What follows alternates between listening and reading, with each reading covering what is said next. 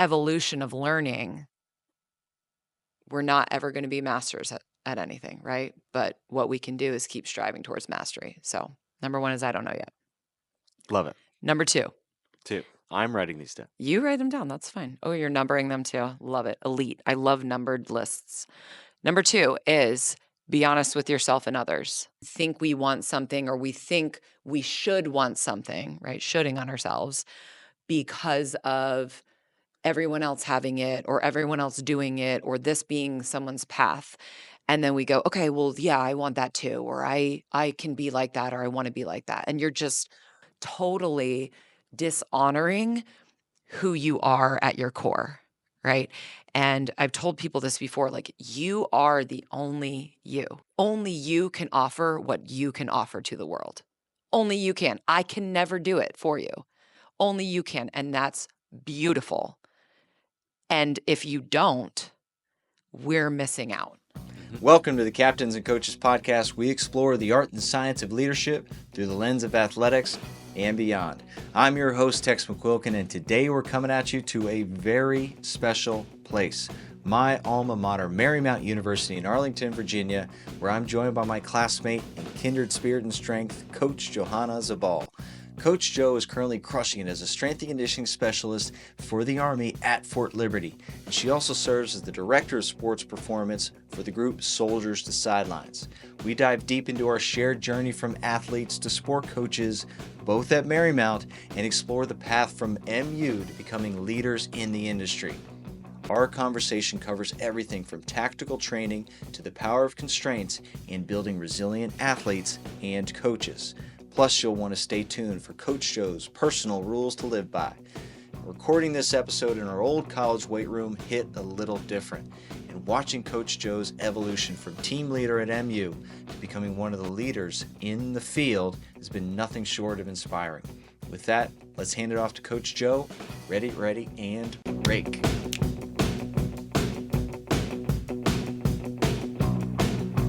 Journaling Live, Nana McQuilkin. Welcome to the Captains and Coaches Podcast with Coach Joe, Marymount University, live on campus, where we grew up. This is where we started. We cut our teeth here. We cut our teeth here. That's a good way to put it. In this very fitness center. Don't call it a weight room. Don't call it a weight room. It's a fitness center. And we're here. Yes. I think it's amazing that we were both health science majors.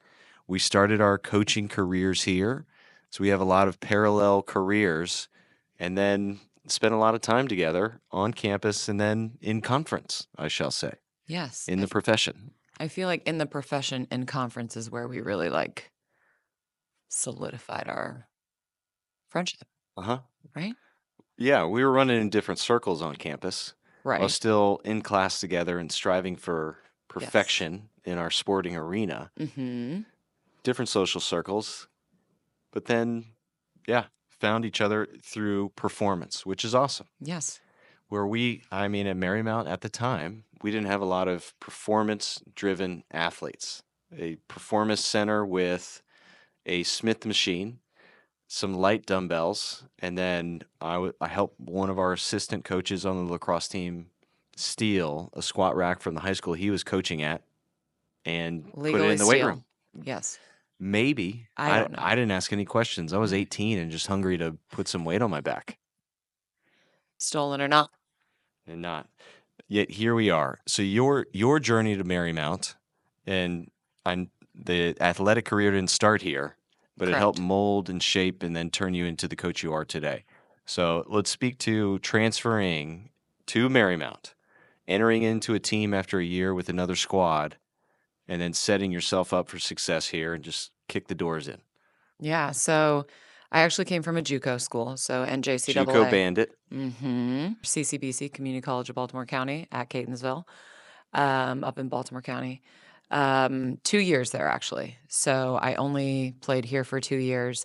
And, what's interesting is I did take a year off in between as well because I still didn't know what I wanted to do when I grew up. Didn't know what I wanted to major in still.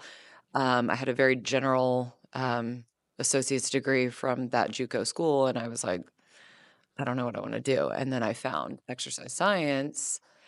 In that year off, all I did was work out, work at a gym, do that kind of thing. So I was like, all right, maybe this is what I want to do. And so found exercise science programs in the Northern Virginia area and found Marymount and a pretty successful volleyball team that was kind of in a rebuilding year, but on their way up. You get the opportunity to hang out with the team before choosing, or just saw the school, saw the major, let's rock and roll? It was both. Saw the school, saw the major. I was pretty set on coming. I did like a day visit. I didn't stay the night. And, met some of the girls. I barely remember that trip. Barely remember it. In a very sober way. No, Okay. that was no, it was just like I that's like out of my mind. I don't know. We probably just had lunch in the caf or something, and then I was like out. Yeah. Saw the campus. That was it. And the small, wonderful little hill We did a that we tour. have here. Yeah, we did a tour. What'd you do for the rest of the 58 minutes of the hour? Yeah, we walked up the hill and we were done. Yeah, we kid. It's got a nice chapel. Yeah. It's a small, intimate feel Mm-hmm. campus. Which forces us to come together as a team. Not Yes. once a saint, always a saint, as they say. That's right. Yes. So transfer portal in the world of athletics is blowing up. Right. And I have a lot of friends in the strength and conditioning and the college sport realm. And one of the things that they're always talking about is, even though this player is on our team, it's almost I'm recruiting this person every single day to stay. We grew up in a different time where, coaches can push, they can stress, and the aim that we're going to put pressure on you to turn all you lumps of coal into diamonds. Right. So speak to us about just the opportunity that stress provided to bring you and your team together. Like I said, when I got there, it was sort of like this rebuilding year. We brought in a lot of people. There were a lot of transfers my year as well. We had 3 juniors that were transferred in, me being one of them. And all of us ended up playing starting that year and the next year. And so, it was interesting though, because in terms of like a leadership or a captain position or anything like that, like in high school, I was always a captain. At my JUCO, I was always a captain. And then I came in way too hot at Marymount. And I will own that. And it wasn't a good thing. It's one of those things where I'm like, wow, I started coaching scarring people as a player. And so, we've talked about coaching scars before. They're these things that you just kind of regret the things that you did as a coach. You either said something to a kid or did something that you kind of like stepped out of your values and character, and you're like, man, I shouldn't have done that. And I maybe affected that kid in a negative way for life, maybe. Or, they look back at me not fondly. Because we all have those, right? We have coaches who have given us coaching scars, leaders, bosses, whatever. And so what I was saying was, I came in like, this is how it's going to be. We're going to be, I was gung ho, and it was not good. Coach Joe. I know. So at the time, but this is a lesson. And it's funny because when I was thinking about this and like, thinking about what we were going to talk about, I was like, oh man, I was awful. I was so bad coming in. Because I knew, like, I was on championship teams before. We were district, conference, whatever, high school and JUCO. And JUCO, we were nationally ranked. And so it was like, I know what it takes to be successful. So I want to bring that. Like, that was my intention, but that is not how it was received because I was the new girl. And like, the vibes were very different. The team was very different than the teams I'd been on before. And I was like, no, we're going to do this because this is what works. And it wasn't received well. And so I had to really check myself and kind of eat a slice of humble pie and be like, hey, you're not going to have the same role that you did on the previous collegiate and high school teams that you had. And you're going to have to figure out where that is and then I just worked my butt off to be I was a utility player at Marymount. I came in as a libero slash defensive specialist. I ended up playing right side. I ended up playing outside. I probably swung middle for like a rotation. I was very much a defensive player. And then when our setter went down, I set for a few games. So played every single position at Marymount. And I just was happy to do that, right? And like work really hard to do that and earn my spot. But referencing the portal, like that was all intrinsic sort of motivation. Beth Ann and I talk because obviously Beth Ann, the head coach, I coached with her for 11 years after I played. And she was like, I always loved your team because you all held each other accountable. Like she never stepped in when I was being too much. The girls did. Right. And then the girl, like one of the girls had a talk with me and was like, hey, people aren't receiving this super well. And I was like, oh, because I was like totally blinded to my own behavior at the time. Well, self-awareness in that 18 to 22 college age, it's almost non-existent. Right. So And you're somebody for the first time is holding up a mirror. Yes. That's tough. Yeah. So for teaching athletes that, sometimes on the sidelines, and this is tough for me to do, but I have to context and frame it. I essentially treat them like they're treating the other kids for a snippet, and then ask them, how did that feel? How did they like that? So then it's, okay, well, here's why I did that, because I got to be quick to paint that picture in the lesson. It can't be more than that, and it has to be followed by the lesson. And then, but I've even coached at the college level, and we're kids, and I'd miss the opportunity to do that. I just tell them, hey, this is not receiving well, but they're no better. Well, they should be working harder, or they should. They got a case of the shoulds. Ooh. Don't should on yourself. No, there's a lot to unpack there. I mean, that conversation, I feel, led to responsibility. So you became aware, Yes. and then now you took on more responsibility with the team. Speak to us about that ownership that you felt now. First of all, I felt the ownership of failure, right? So, No shame at a Catholic school. Sorry, not allowed. okay. However, felt that failure, right? And I was like, man, okay, what am I going to do about this? And like for a while, I was a little bit like, go outside, lay in the grass and feel it all and sad. But then I was like, okay, what do I need to do to remedy this? I can't remember if I did apologize, and that's a shame. However, I did turn around my behavior and start to be like, okay, what does the team look like? Which is has been such a life lesson for me in every environment that I step into, right? Whether it's a coaching situation, a new job in any realm, right?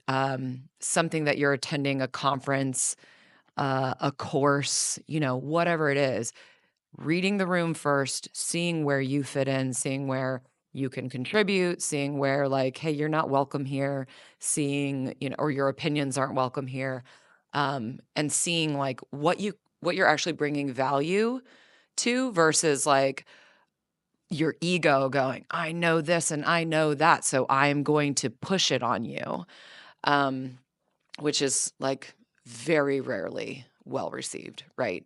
So just kind of feeling out the room, feeling out the situation and going, where do I fit in? Where can I contribute in humility and work towards that and sit back if that's nowhere. You're speaking to the natural development of leadership. So it starts with self-awareness, then we get into social awareness. So that is that reading the room, and it's also reading on another person how your cues, your directions are impacting them. If we're telling them what we feel and then they're curling up, contracting the body language, okay, now I'm becoming aware of that. Yep. Versus me as a coach getting, they should. And then the progression there is self-management.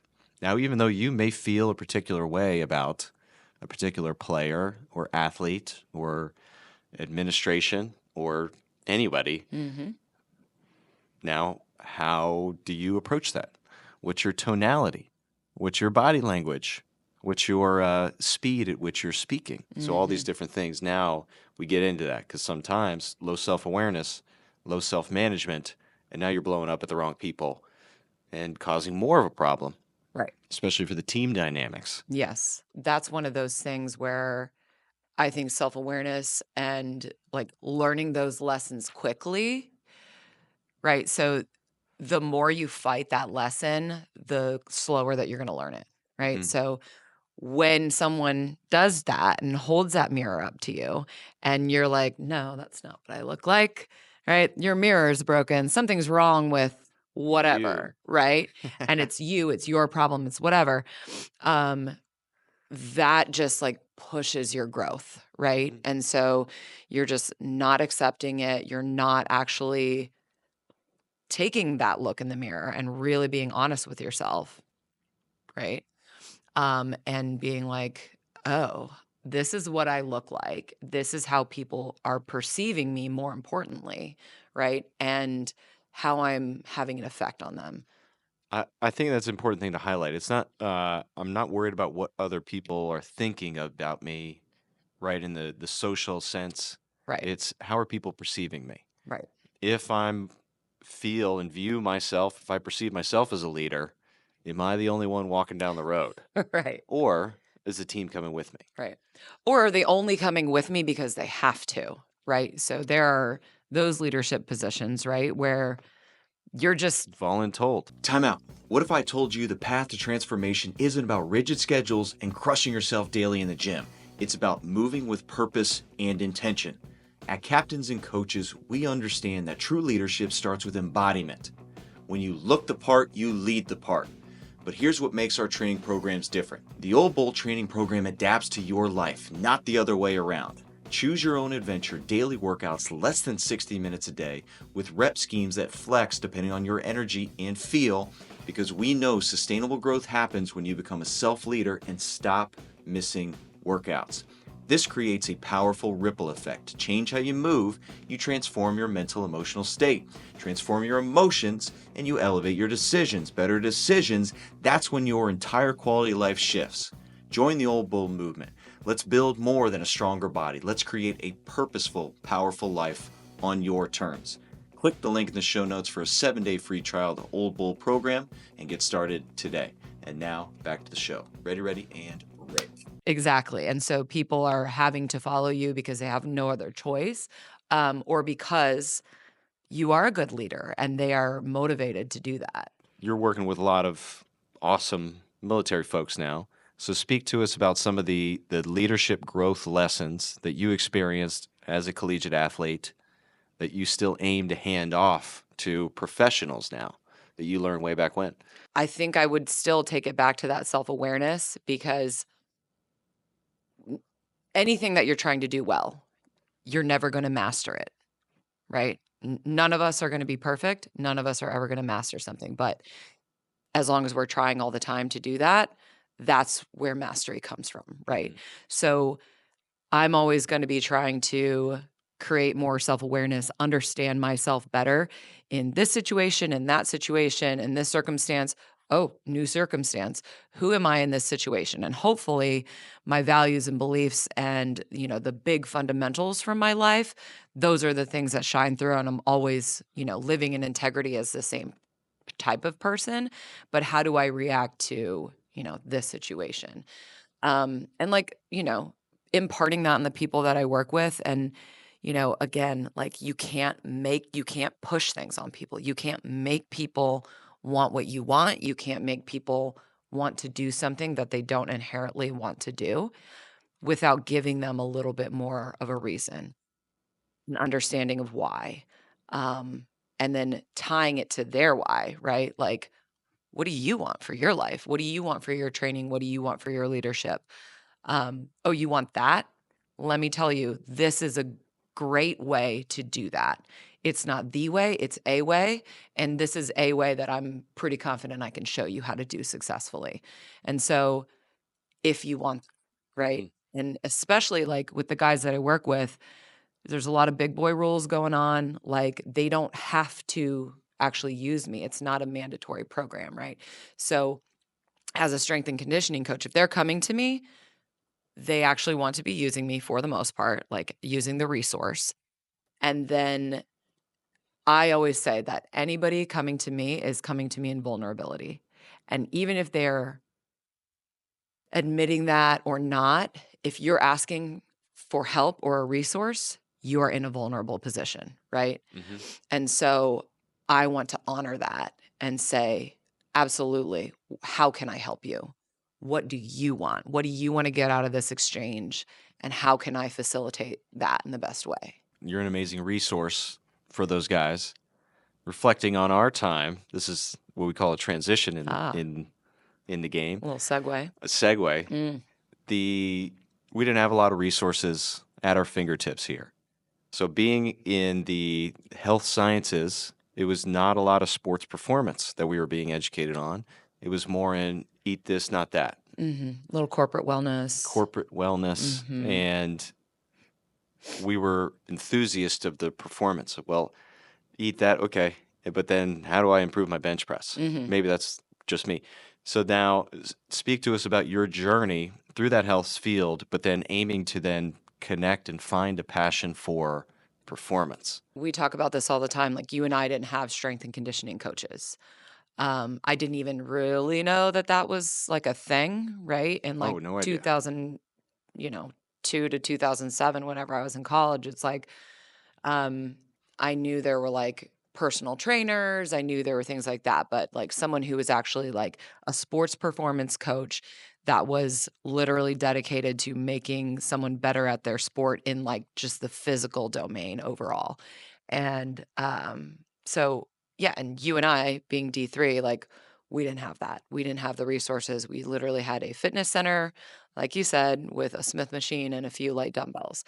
And, so I think that like not having a lot of those resources at the time, um, it helps. Like it helps you create more of a foundation of like, where can we find performance from, just in our everyday. And like, I don't know about you, but like when I was a kid, I was outside, right? And I understand that there are like things that, prevent that from happening these days. However, I was biking, skateboarding, rollerblading, roller skating, anything with wheels, right? Making ramps with my brothers, jumping off them, running, jumping, climbing fences, doing all these things. And then I played soccer, softball, basketball, and volleyball in like middle school and high school, right? So I wasn't like just this one sport athlete. So I had this sort of like physical literacy that spanned multiple sports and all of these things where, you know, now even in like one of the most decked out weight rooms in the army, right? I have anything that I want at my fingertips in terms of resources and equipment and things like that. However, I'm still like, hey, yeah, but did you move in the frontal plane today, bro? And so I teach an agility class and I'm like, this is something that like we don't need equipment for. I might need a cone to be like, go to that, don't stop It's a nice there. cone. It's very nice. And so, have a couple cones or not, and just my voice and my ability to coach and get people increasing their physical literacy so that when they are, and I always kind of give this speech, it's like, hey, you guys get hurt and bad things happen when you guys get outside of the sagittal plane because all you do is train in the sagittal plane. So why don't we introduce some frontal plane and some transverse plane, not at speed, not under load, and not in a reactionary environment, so that when you are at speed, are under load, and having to react to things, your body understands that we've been here before and it's cool. We're going to be okay. And it doesn't react in some crazy way that then leads to injury. Mm-hmm. And so, like, again, like coming back to like being that resource, I think me just starting off with like nothing and then having to train 60-man lacrosse teams, 60-man baseball teams, within a span of 2 hours, and making sure people don't die really is the main focus at that point in the weight room. Um, you know, that foundation of like not having much to having kind of whatever I need at my disposal, sometimes I think it always helps you become a better coach because you're using your voice, you're using your own body or a cone to be like, this is how we're going to do this, and this is how we're going to get better. Yeah. We're eliminating all excuses Right. for them too. Yeah. So it's You don't showing need them anything. you don't need anything to still find stress to attack what you need. Which, I mean, this weight room that we're in now is much more beautiful than the experience that we got to take on. Mhm. It was probably like 15 treadmills in here way Yeah. back. That whole wall back there. Just the whole room we're sitting in. Yes, was just treadmills. I think there might have been treadmills over there, but for sure that whole wall back I there mean, you was a can never line. have enough, in my That's true. opinion, That's true. And they were always all being used. by the student body because this was a shared space. And the faculty and alumni. And alumni? Oh, yeah. All student body, faculty, full and part-time, and alumni to use this space. Probably just randos Yes. sneaking in. There were like senior citizens in here using Class of 1950. the weight room whilst I had 60 lacrosse guys banging weights in here. And I would have to be like, oh, sir, okay. Are you okay? Okay. Just please steer clear of this. Okay, thank you. Very interesting. We'll lead us to that point.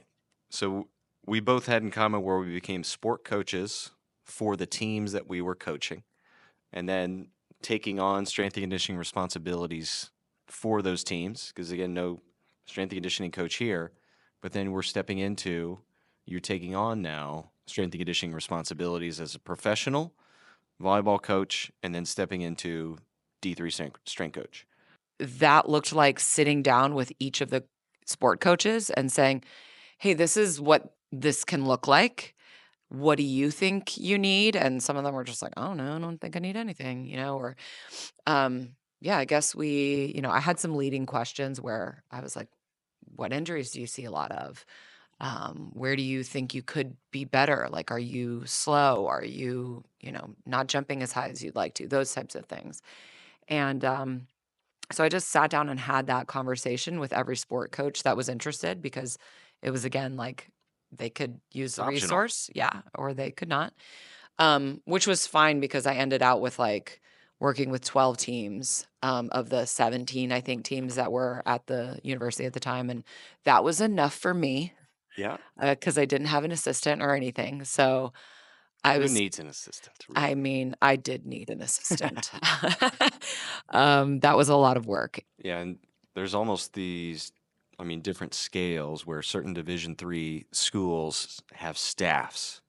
Certain Division III schools have a coach, strength and conditioning coach, and some had nothing. It's almost like we were in that nothing. Yeah. Then you took on all the Showed up. responsibilities of the individual. Mm-hmm. So it's almost interesting. I find that if a school usually has a football team, then they get a Division III school as a football team, then they get the staff experience. Everything else is wild, wild west. Correct. And I value it as an athlete where we were just doing whatever the hell we wanted to and calling it performance training. Yeah. I made so many mistakes. So many bicep curls. Oh, yeah. So many bicep curls. I had buddies that were playing University of Texas football, and they would just email me Coach Madden's workouts. Oh, that's awesome. So then I was going through all that stuff, and then just arm wrestling teammates in there. But guess what? There's these programs that are built for Vince Young, and then there's us. Zero training age athletes. Zero training age. And Correct. Just, we need a little bit more bench press in here. Just because. And bicep curls. And bicep curls. Always. So, yeah, made a lot of mistakes that definitely needed a mentor earlier in this space. But I did luck out. Just the personal training job I had in college, the Justin Kavanaugh, who's a wonderful sports performance coach, and then Fairfax Hackley, who was Jack LaLane's number 2. Mm-hmm. They were just training out of this gym, which is basically a poor man's Gold's Gym. Amazing. And then I guess, I don't know, took the time for whatever reason to help guide and help me understand. And then really introduce this concept of performance versus like working out or just lifting weights. Right. So yeah, definitely interesting seeds planted there for, Yeah. I mean, the whole smorgasbord. And they've been crucial in my professional career as well. And I even think some of our athletic trainers, right? Like Ooh, Dean yeah. Bryan, Dino. and Orlando James. I don't know. Oh, yeah. You were around for Orlando? He was with our squad. Yeah. We were his spring team. Yeah. So We gave he him a was run for his money. he was very, lifted weights and all this stuff. Like first time I did like banded squats was with him. And so just showing an interest in it, right? And then like finding people who had a similar interest and being like, what are you doing? What is this? And so, yeah, I was like, oh, what are we- Yeah, Dean. I got a lot of funny Dean stories. I just had a Vietnam flashback. He had some contraption of me running, like resisted running, Mm-hmm. and then the freaking band broke. Ooh, did So I it had this snap onto moment. your back? Yeah. I had this moment of like, oh my God, I feel so fast. And then whip, just, I mean, butt, calf, back, all of it. Like the carabiner. Like I had to take all of Oh, that. the carabiner. Yeah, Dean. So if you're listening, Still scarred. thanks. Hashtag coaching scars. Yes, literally, Dino. Literal scars on my body. Yeah, and I mean, as an athletic trainer, I don't rival their hours at all. So many No. thanks to all athletic trainers Yes, out there. thank you. Elizabeth, shouts. Oh, man. Shouts to Elizabeth, Yeah, the goat. she was best. Yeah. Sorry, well, Dean. Sorry, Dean. I'm not sorry. Kidding. So now speak to us. We had a lot of constraints here as athletes. We had constraints as coaches here, but ultimately I find that invaluable. Now can accomplish so much with so little. So speak to us about the value of constraints and how long did it take you to truly value it, where it felt like an added stress when we're in the moment, but really opened up our mind to get creative with movement later on in our careers. There's so many moments like that where I recognize that. So one that I've talked with you about before previously, probably on a podcast, or maybe I'm not sure if that was Jim on Good Athlete, but um, I had a guy, Kenny Carrington, who was one of my early, coaching mentors who took things away from me in terms of like, you can't talk during this session while you're coaching, demos only.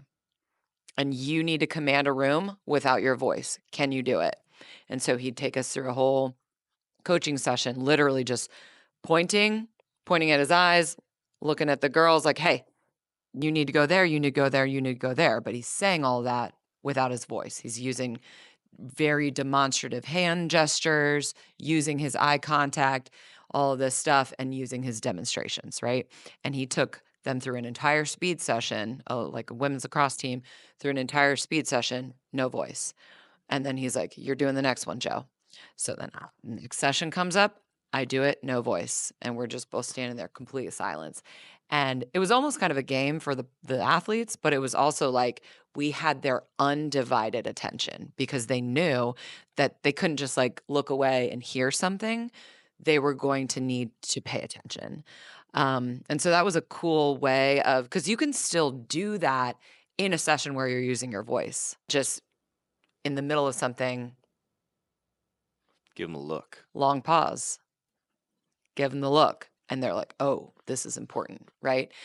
Any type of intonation like that can grab, the consumer, whoever you're talking to, right? And then we did other sessions where he was like, okay, now you can only use your voice. You cannot do demos, put your hands away, put your hands in your pockets whole time, no demos, and you have to be able to concisely describe what you're trying to get your athletes to do without using your body to show them, or even someone else's, right? Or you could use someone else's, right? But you just had to talk them through it and be like, hey, come stand over here. Feet shoulder width apart, bend at the whatever. So those two skills just kind of siloed, then were, made better, right, by just taking them out and like singling them out, right? That was a moment for me where I was like, man, you can do so much with so little. And then fast forward to like 3 years ago when the unit I work for moves into this gigantic building, wonderful, wonderful resources. And sometimes I'm like, I don't take it for granted. I love the building. It's a very nice, nice building. But then other times I'm like, man, I do wish like I just had a squat rack, or I do miss those days where like, guys wanted to come in and just like bang weights because, that's all there was to do. There weren't all these fancy machines or things like that. So it's been a development of realization in terms of like what resources look like. And then ultimately, like, you can see in any performance facility, no matter how nice or how not nice it is, there's a difference in staffing, right? So like if you have a really good coach, it kind of doesn't matter, right? Or if you have a really bad coach, it kind of doesn't matter, right? What you have around you. You could have the best facility, coach who doesn't care, isn't putting anything, into his work, blah, blah, blah. Who cares about how nice the facility is, right? A coach who cares, who knows what they're doing, uses what little resources they have in a non-resourced facility, and that could be one of the best experiences an athlete can have. Yeah, and it's aiming to then train their attitude and their behavior towards that stuff as well. The athletes. The athletes, forgive me. So the coach helping shape that behavior as complaining, oh, we don't have this, so then we have to do this. So framing it as, hey, we're taking away that today because I know you're going to go on the road, and then we're going to still train hard when you're on that 2-week trip coming up this spring. So aiming to help frame it that way, again, just as much as we are in the realm of body and performance, it's almost behavior and mindset that's going to carry on when their career is over. Absolutely. And how to take on these constraints and challenges.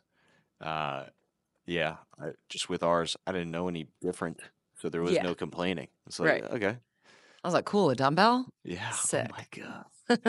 This is amazing. Oh, these go up past 50? Right. I'm in That's heaven. better than a hotel gym. I know. Amazing. So I've stayed particularly close to Division III athletics just because I valued what we had so much. And the evolution of strength and conditioning with this has been awesome to see, especially because more and more schools are seeing it as a benefit. And it's not that coach that looks around like, why do I need that? I've survived 20 years of my career without that. I don't need it. Right. So I'm seeing a rise in Division III athletics, and I'm happy for it. Yeah. So there are some coaches that are doing great things out there. And I want to send value to that because my coaching career started Division III. A lot of your coaching career, whether it was sport and strength, started Division III. Yep. So kids getting into the field, because strength and conditioning is now a major. Yes. This blows my mind. People are going to school for this. There are you still need to learn how to coach. I don't care if you got a degree or not. Say that again. You still got to learn how to coach. Okay. I don't care if you got a degree or not. The repeater. So Division III coaching, that is where you can make your bones, find your voice. Oh, man. See where you can connect with kids, because that takes reps. So much value in it. You may have aced all of your exams, but can you just connect with a person on an individual level? Right. Can you connect with a team on a team level? Yeah. Because that's different than the one-on-one. So there are layers to this, and I value D3 to actually learn how to coach. Yeah. And like that, I value that so much too from what I said earlier in terms of like, okay, I've got 60 boys, 18 to 22-year-olds in a weight room that is, you can't see it here, but there's like a wall in between the squat rack area and the dumbbell area. So like you're not always able to have eyes on everyone. And so just being able to manage space, people, equipment, and also command the attention of, 30 to 60 people at a time, organize them so they're not hitting each other because they are in their own worlds. I've seen dudes like this far from concussion multiple times where I'm like, did you not see that barbell? You don't care. What barbell? Yeah, you don't care. I'm in a weight room.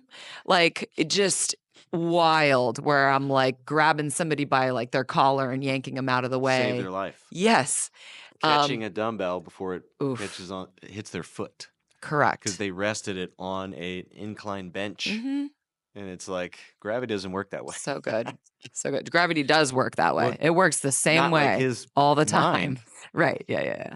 So anyways, I think it's invaluable to have had all of that. And I always say, like, if you want to learn how to coach, like coach kids, coach 7-year-olds, coach people who like they're uninitiated. That is where you cut your teeth coaching, right? Uninitiated audience where they're like, what are you even talking about? What's my knee? What do you mean lift my knee, right? Where you go to the professional level and you're not really coaching anymore. You're just managing, right? You're managing, hey, you okay? Don't get injured. Like, cool. You feel good? All right, you want to feel like, okay, what do you want to do today, right? Versus like, as, a coach of 7-year-olds, middle school, there's a different like attention span and culture in every different age group that you go to. And so those types of things, getting eyes on as many different types of athletes, and we'll put athletes in quotations for some people too, like just different types of movers, different sports, all of the things. There's something that's so valuable about that, so that when you see any type of mover, athlete, person, right, ambulating their body, you're like, oh, okay, I've seen this before, or I can see that that's not quite right and I can fix it. Mm-hmm. And learn that all the programs that work for you are not necessarily going to work for this group of people. No, yeah. So that's D3, baby. Learn how to coach. Get a side hustle for 1, 2, 3 years that you're going to live there. Yeah, and then you'll need it. Take it into whatever profession or aspect or realm of coaching, whether it's tactical, collegiate strength and conditioning, private. It's all fun if you're finding people that are willing to work with you. So just so many stories. And I've injured a few kids that I've gone down wormholes now and understand certain injuries beyond the normal understanding, and can put people in a position to avoid that same mistake that I made. Yeah. It's always learning. It's always mastery, further and further. Yeah, I'm just having flashbacks here. I've heard you say once, Dangerous. words are important, but they mean something different to everyone.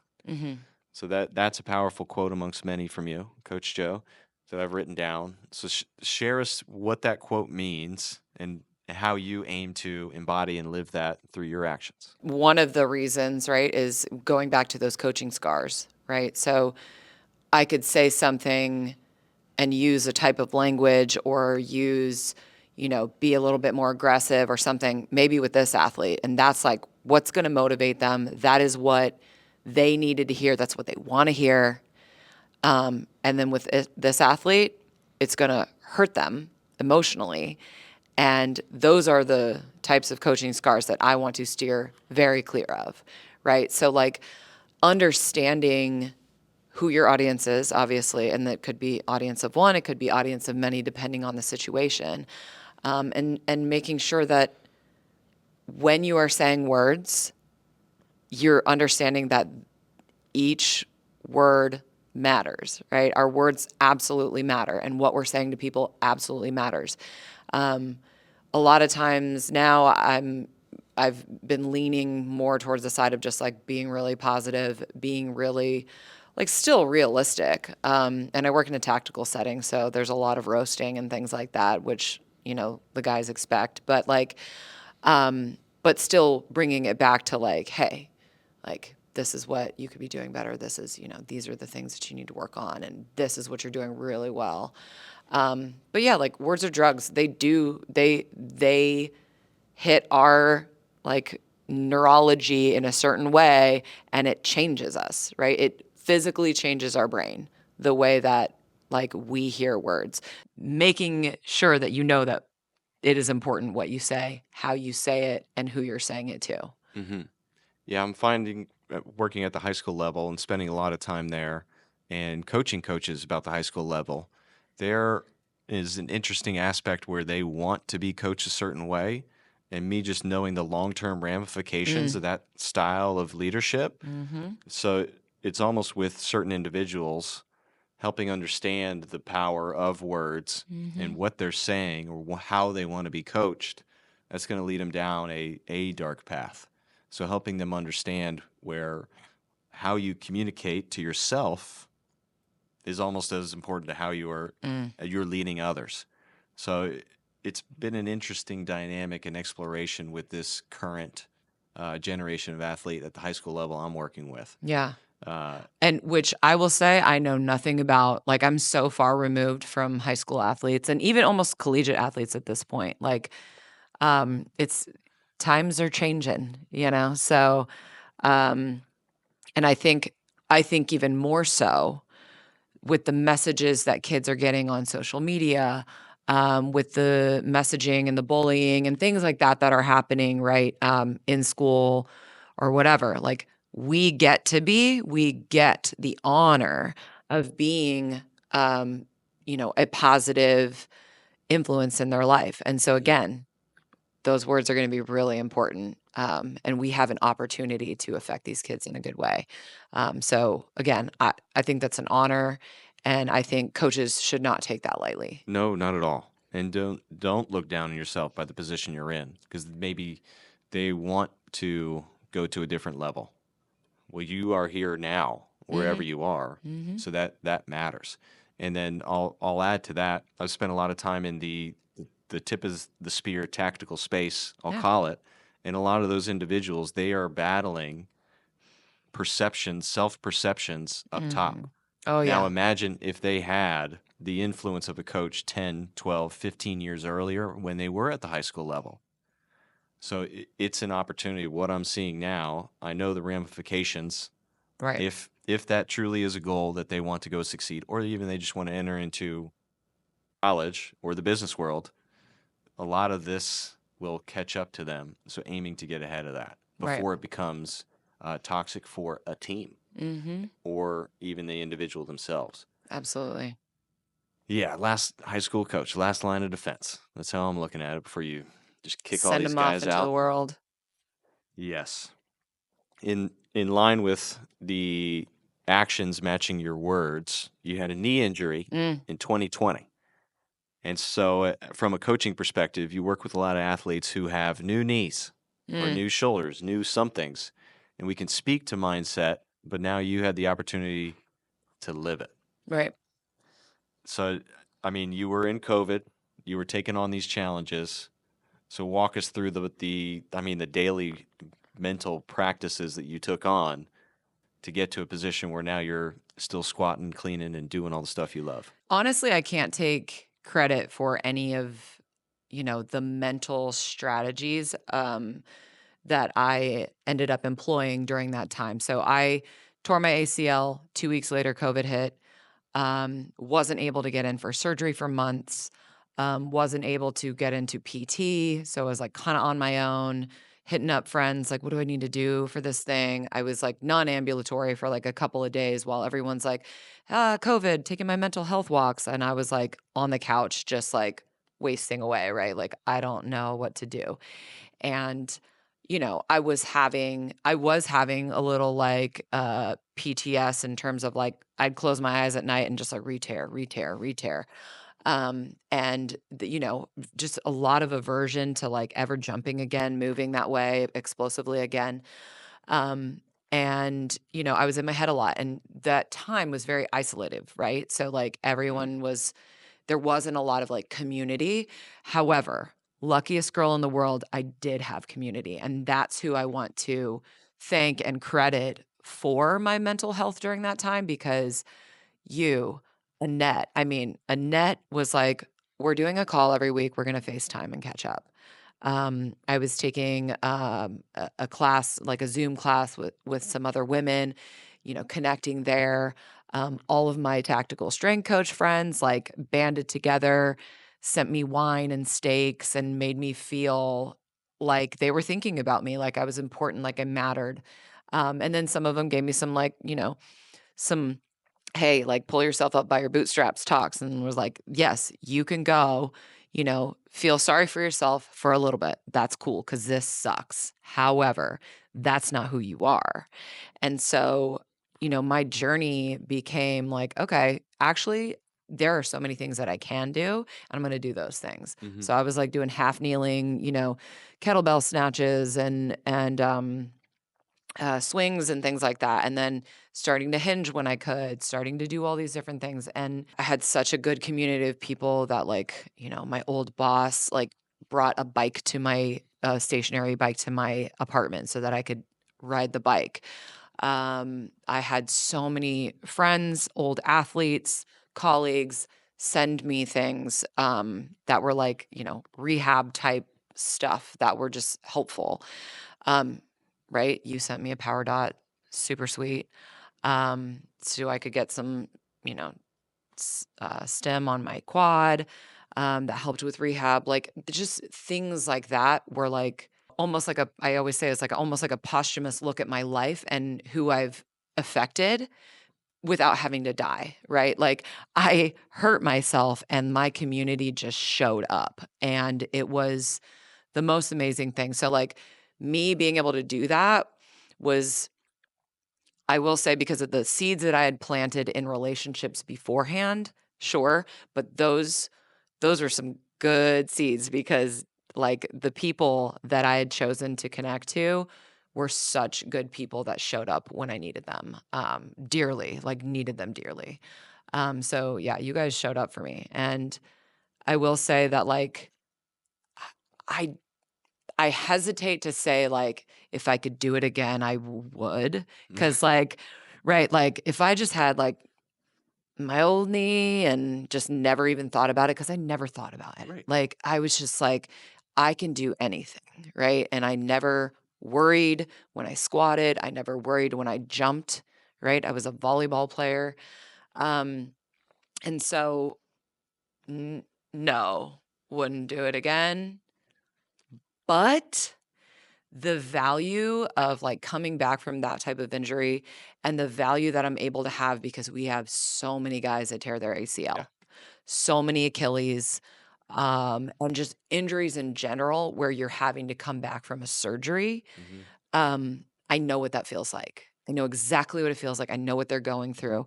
I was able to very recently, like, um, talk a guy through like basically his whole thing. And he goes, I remember you said the first few days, and he was like, I just like I can't imagine, like I can never imagine moving my knee again. And then like I'm like, dude, the best part of this is like you get a PR every day. Like every single day in rehab, you get a PR. First time I XYZ post surgery, first time I lifted this much weight, walked this far, like whatever it is, it's a PR. And if you treat it that way, it feels really good. PRing feels good, right? And so walking that guy through his ACL surgery and him being like, I remember you said it was going to be like this. I didn't believe you, but like it was exactly like that. And like, thank you. I knew what to expect. I knew that I would get through this and that this was impermanent, right? As is everything, good and bad, unfortunately. But yes, Write that down. Good thing we're impermanence. Live journaling. live journaling. Journaling live. Journaling What are we live. coining here? Journaling live. Journaling live. I like that better than live journaling. I do. Journaling live. It's like we're news. Journaling live. Live Coming to journaling. you We can from the do Marymount weight room. anytime.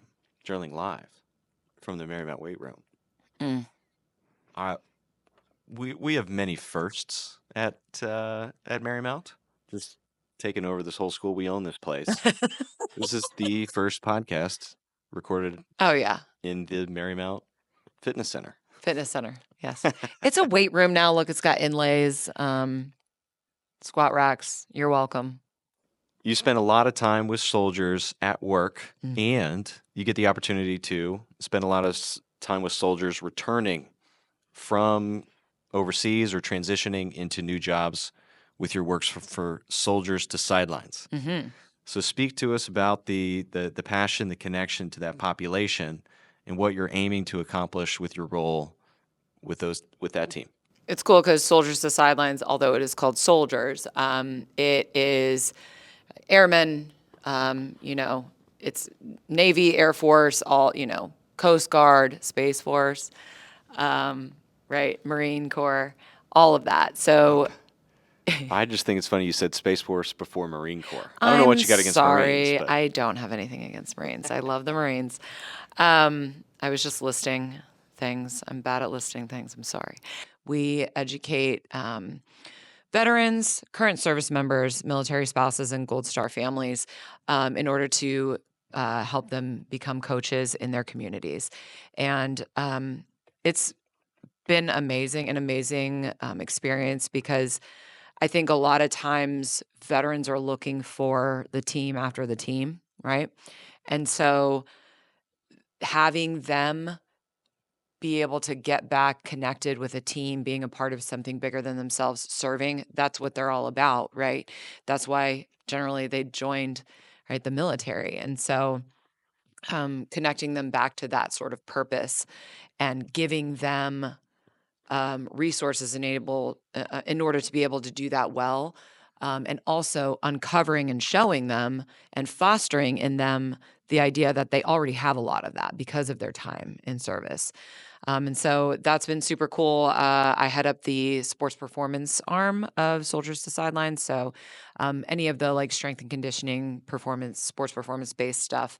And then I also head up the women's arm, military women's arms seminars coming up in March. We just did a live in session one at the Military Women's Memorial here in Arlington in October, which was awesome.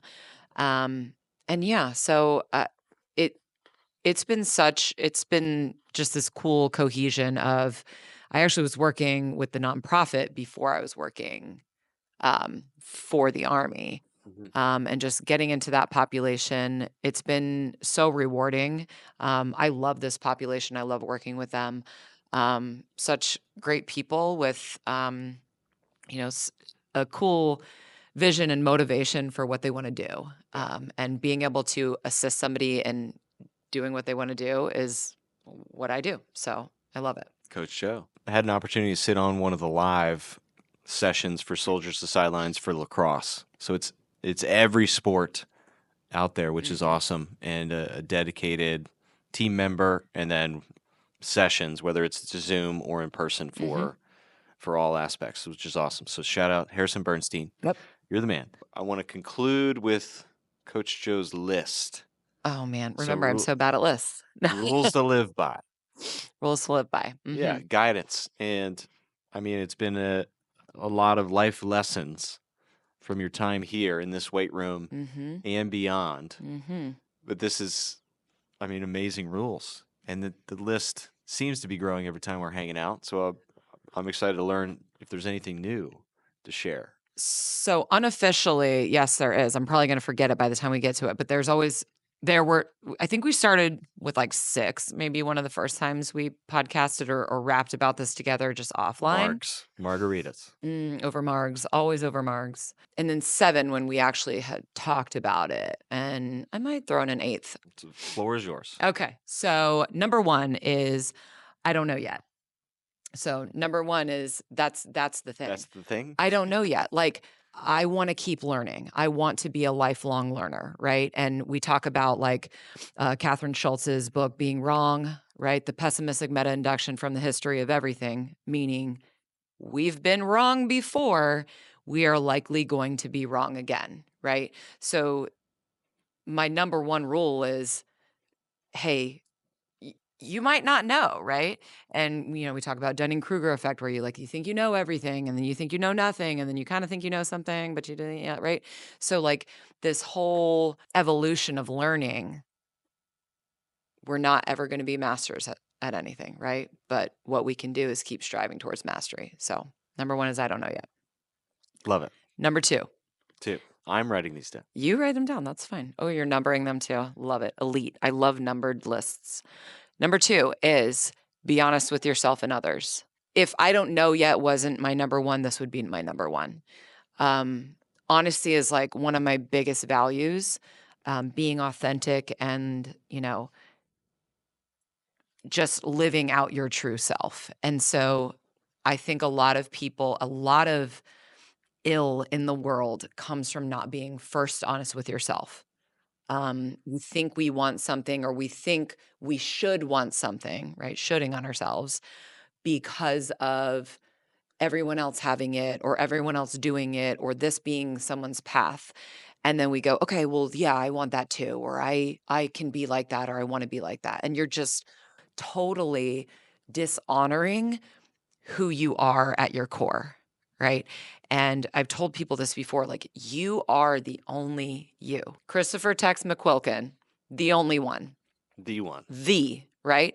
And so only you can offer what you can offer to the world. Only you can. I can never do it for you. Only you can. And that's beautiful. And if you don't, we're missing out.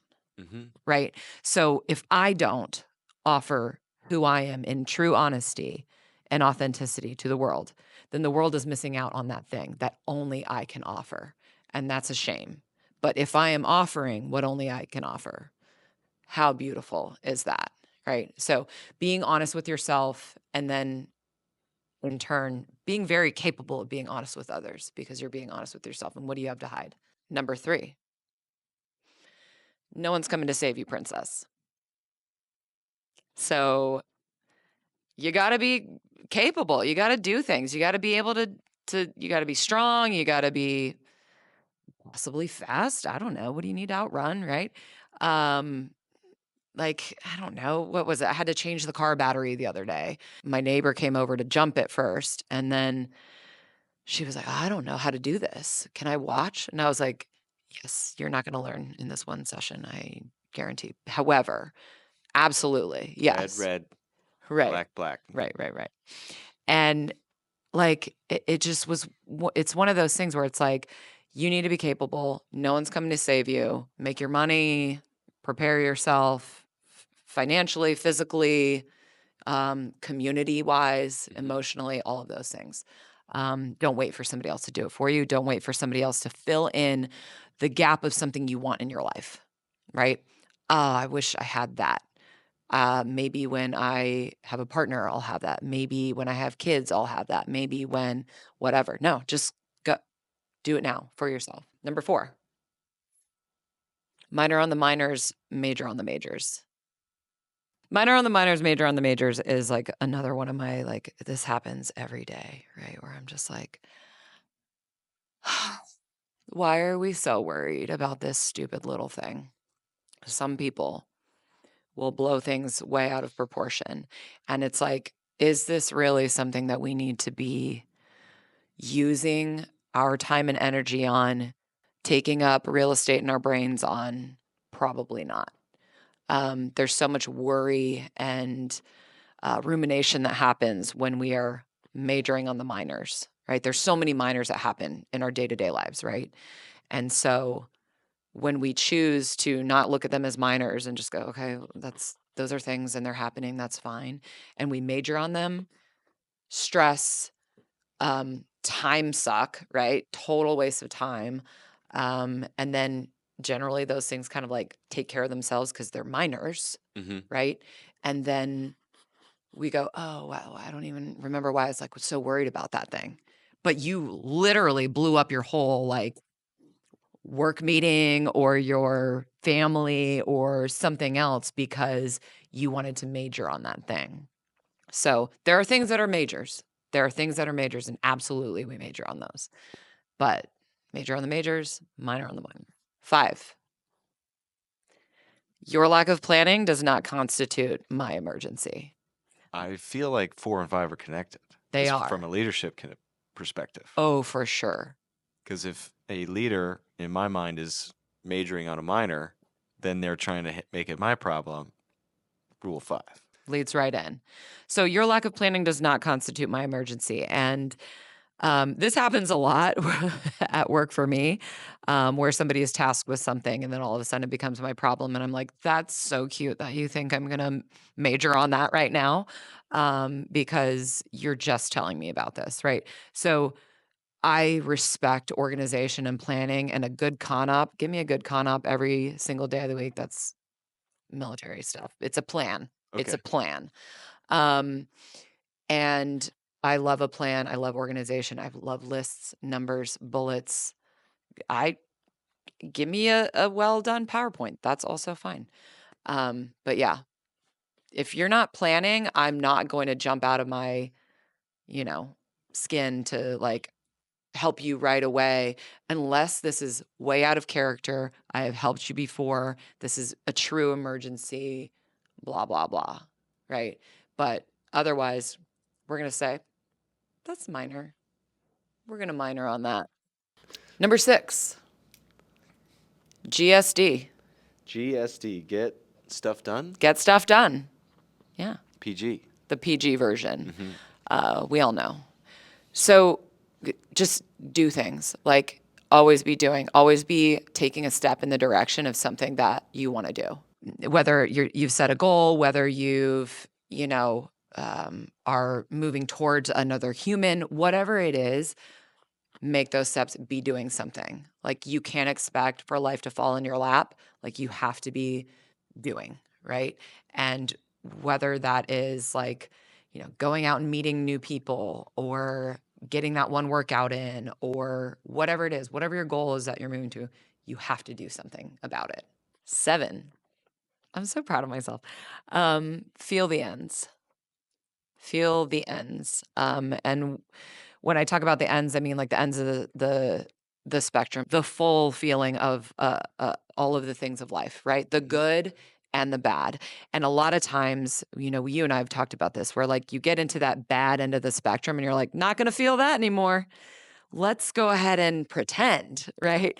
And so we're numbing it, raging with loud music, lifting weights, forgetting about it, not talking about it, pushing it down, doing all the things, right? And then we sort of forget how bad it feels, and then we make the same mistake again because we forget that really sucked. And I think feeling the ends in like that negative sense really helps us not return to the mistakes that we made before. It also helps us fully process it. It helps us help other people, because we've gone through it before, right? And then feeling the ends, like the good, the joy, the like having these moments of this thing I've been saying lately is thank you more, please. So it's like drawing attention to the good things that happen. So even just like getting princess parking or something like that in the parking lot, I'll be like, Well, we run the school, so. that's true. I park wherever I want, but thank you more, please. And it's like kind of, telling the universe, God, whatever you believe in, like I recognize the good that I see. And it's like that, what's the effect where you're like talking about yellow cars and now all you see is yellow cars. And you're like, oh my God, there's so many yellow cars, but they're not more yellow cars. They're just, you're noticing them. And this happens. I wish I could Google it right now. What is that effect called? But yes, That's okay. y'all know. When we draw our attention to gratefulness and the good things that we can appreciate in our lives, more of those things don't necessarily happen, but we start to see them more. And so, wow, I get to see texts, this year, we always see each other every year at Christmas. However, thank you more, please. Right. Conferences. And so, yeah. So I've been trying to like kind of draw that into my daily practice and like noticing the little things, and that kind of makes them a little bit bigger. It elevates them in your life and also kind of like changes your perspective on stuff. I like that one. I do Yeah, too. the feel the ends. also within that, like my immediate thought was the end of something. Mm. So then it's okay. Like you never want to stick around a place too long Mm-hmm.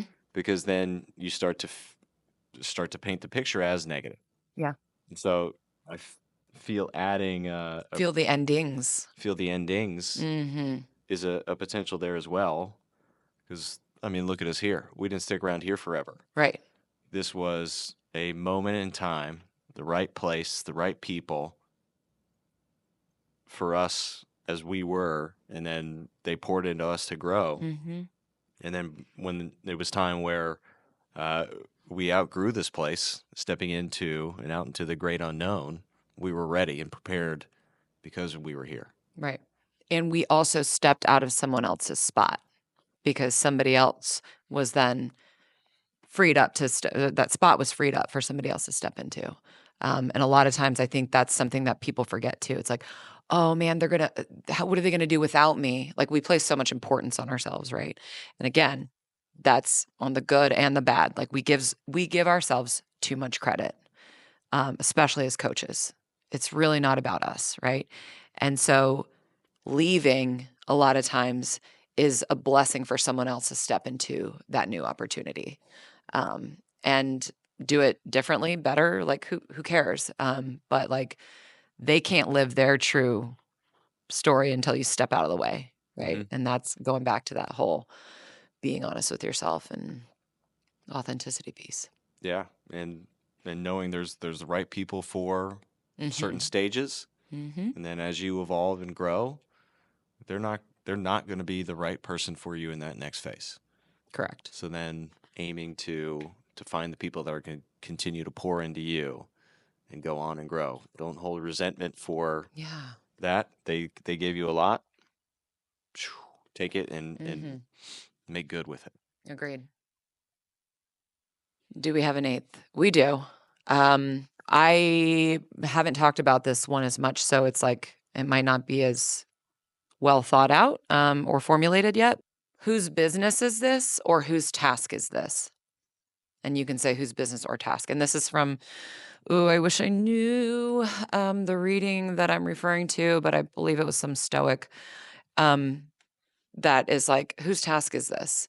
Like, why are you worried about this thing? Why are you um, trying to control things that are not yours to control? Why can't you just release that and let it go? And you think, what are my tasks? These are the things that I can actually do versus like those things over there that are not my task. I want to try to control them. I want to try to like uh, look at what's going on, figure out all the information, grasp. And like anytime we're grasping, it's usually not a good thing. And so trying to control and not being able to just let go and go, that's not even my task. That's not my business, right? So I'm going to stay over here in my business. I'm going to work on my tasks. And that's something that I am really working on right now in my life in terms of I'm such a like strong personality and I want to have control of things and I want to know what's going on and I want to, what's Just going like on in my your first six. year with the team at Marymount. Oh, 100%. And so obviously have been able to like parlay that into a more healthy coaching culture, teammate culture, that kind of thing.